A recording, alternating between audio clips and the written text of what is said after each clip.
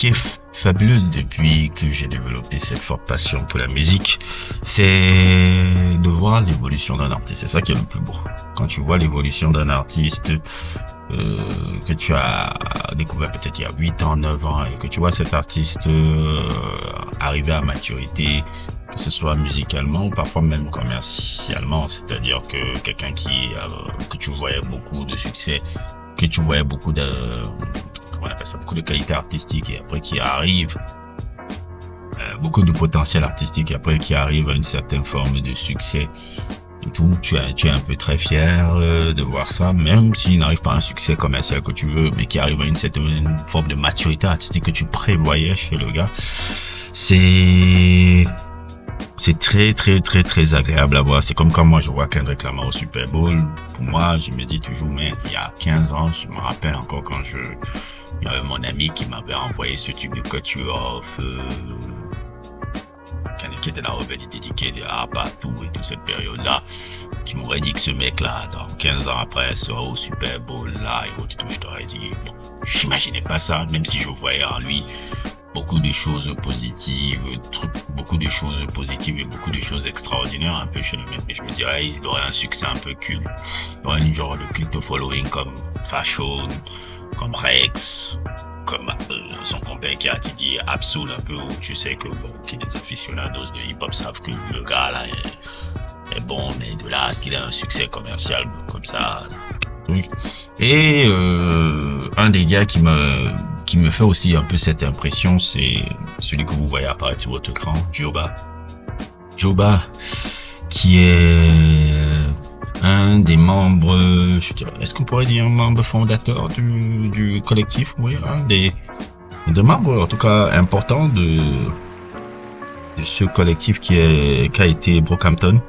Brockhampton, un peu, je n'ai pas encore fait de sujet sur eux, mais j'aimerais faire quand même un sujet sur ce qu'ils ont représenté. C'est vrai que le collectif n'existe plus. Chacun est un peu parti développer un peu son propre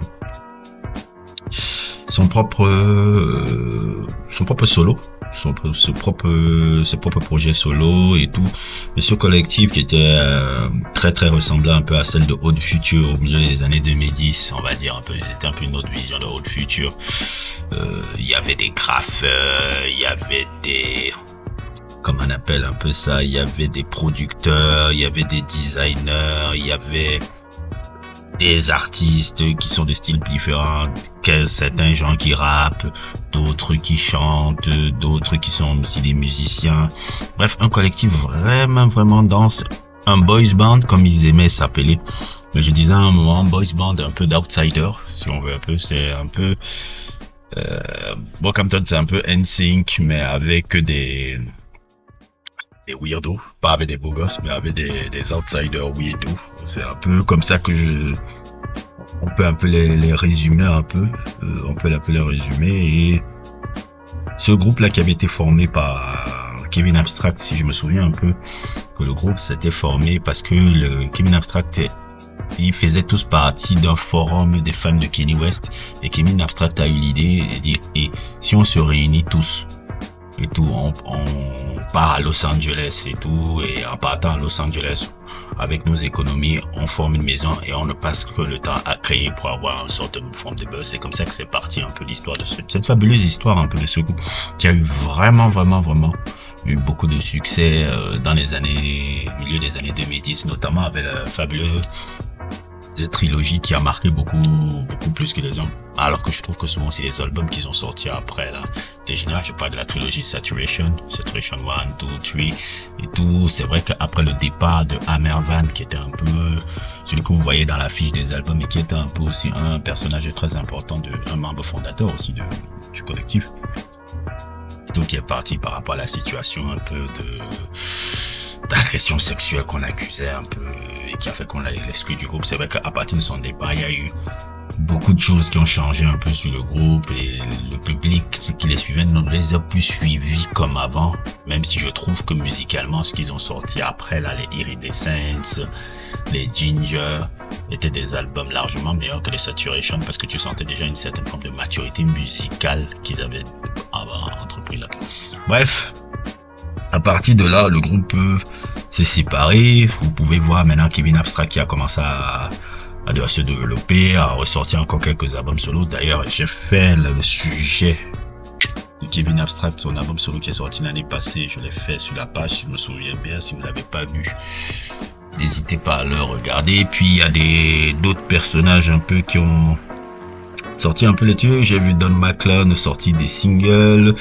J'ai vu qui est encore là. Il y avait un là, je crois que c'est Jabari de Manoa un peu, qui avait sorti un peu ce son à la T-Pain aussi, qui sort un peu là, qui était super sympa. Il y a Matt Champion qui est aussi un membre fab du groupe, qui avait sorti son premier album que j'ai pas encore eu le temps de suivre, qui est sorti l'année passée.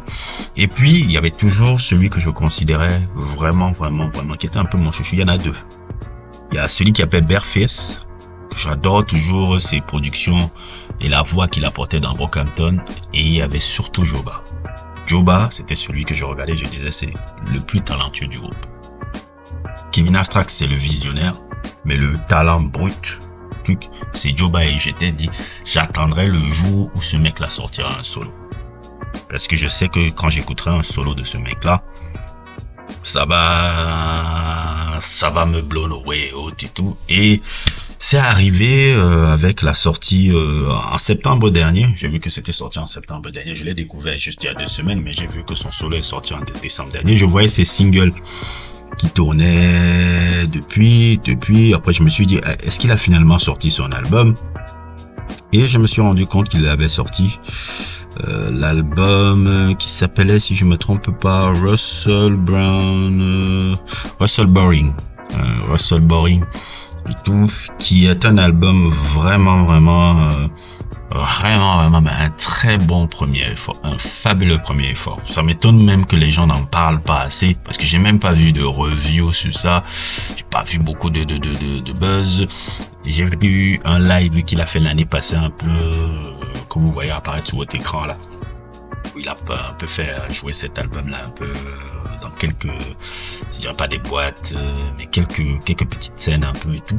Et cet album là, franchement, comme je l'imaginais un peu, parce que moi je l'appelle petit Todd Rundgren, petit Brian Wilson, petit Henry Nilsson, parce que je vois la musique de Joba il me rappelle ces gars là. Il me rappelle Todd Rundgren, il me rappelle Henry Nilsson, il me rappelle parfois même Brian Wilson, toute proportion gardée, hein. Sans que ce sont ses influences, comme il peut le dire aussi dans cette interview. Il dit que quand il faisait par exemple le son People Need People, il aimait que ça ressemble un peu à la bande son un peu de la musique qu'on peut écouter un peu dans le Golden Hollywood des années 60, 50 un peu là. Vous rappelez un peu les films un peu, je vais prendre un peu un exemple, les films de Stanley Donen. Voilà, on connaît un peu ces comédies musicales un peu des années 50, 60, un peu du Golden Hollywood qui est génial. Là, c'est un peu ça qu'on peut retrouver dans cet album. Des magnifiques sons comme American Fever, Lone Star Dorman. Mon préféré, c'est Embryo. Embryo, c'est vraiment une fabuleuse balade. J'adore les chœurs que j'entends et tout. Un album qui a été presque produit seul, même s'il y a eu beaucoup de collaborateurs que je connais pas tellement un peu les noms. J'ai vu des noms un peu que je connais pas parmi les collaborateurs un peu en termes de production et de mixing et de mastering qu'il y a eu dans cet album-là. Mais une des belles sorties de la fin de l'année 2024 et quelqu'un que je pense pas qu'on fait encore beaucoup de bruit sur lui. J'espère qu'un jour il puisse avoir le gros succès qui mérite, parce que ce que je vois là, je vois un potentiel incroyable, ou bien peut-être devenir juste un culte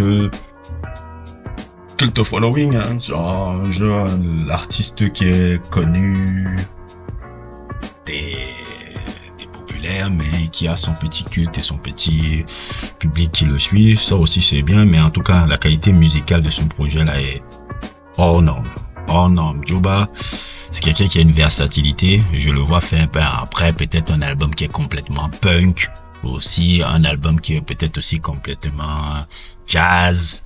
Je le vois aller vers plusieurs directions. Quelqu'un qui a aussi une très forte sensibilité, quand on se rappelle même encore à l'époque où il a il avait beaucoup perdu son père et tout, son père qui s'était suicidé, si je me souviens bien. C'était à l'époque où Brockhampton était en train de sortir l'album Roadrunner. Tu pouvais même sentir, même dans certains morceaux de Brockhampton,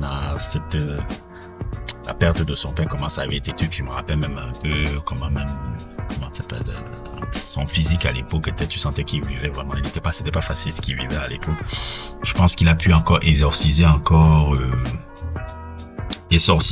tout cela avec son premier album solo. En tout cas, c'est une des belles découvertes pour ceux qui ne connaissent pas qui est ce Joba là, qui ne connaissent pas qui est Brockhampton. Je pense que je vous ferai un sujet sur Brockhampton un peu en long et en large, un peu pour vous expliquer un peu à quoi j'ai beaucoup aimé ce que ces gars ont apporté dans les années 2010 aussi, qui est un prolongement un peu de Hot Future. Comme je dis souvent, il y a eu NRD dans les années 2000, il y a eu Hot Future dans les années 2010, et au milieu des années 2010, il y a eu Brockhampton un peu. Il a été un peu le prolongement un peu de ces outsiders américains qui ont proposé un peu un autre son, une autre façon de faire un peu la musique d'une très belle manière. Ils étaient très jeunes déjà à l'époque, entre 17 et 22, 23 ans. Et voilà, j'étais vraiment content d'écouter ce Russell Boring là. Que je disais, et c'était exactement ce que je voyais sur le personnage de Joba à l'époque où je suivais de Brockhampton, et je voulais vous le faire partager parce que j'aime toujours faire partager mes perles musicales qui me parlent, parce que c'est bon de parler de Jimmy et de Kendrick tous les jours, mais c'est pas ça que je suis tous les jours. Ce que je suis tous les jours, c'est les mecs que je vous présente là, que vous connaissez même pas souvent là, que vous dites, bon, ça fait pas beaucoup de vues, mais moi, j'ai créé quand même la page aussi beaucoup pour parler beaucoup plus de ce genre de personnes qu'autre chose. Bref, n'hésitez pas à liker, n'hésitez pas à vous abonner et à plus pour d'autres aventures.